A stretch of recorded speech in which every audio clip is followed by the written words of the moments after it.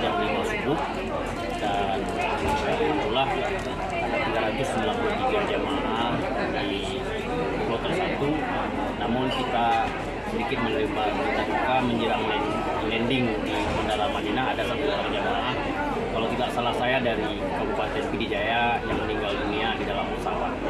Detailnya belum tahu atas nama siapa.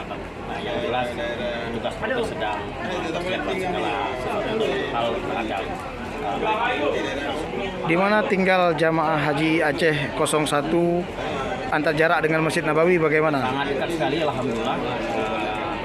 Ya memang kita harus maklumi di Madinah itu di Markaziyah, tapi kita alhamdulillah sangat dekat dan tidak ada kendala untuk haram untuk menunaikan arba'in. Oke, terima kasih.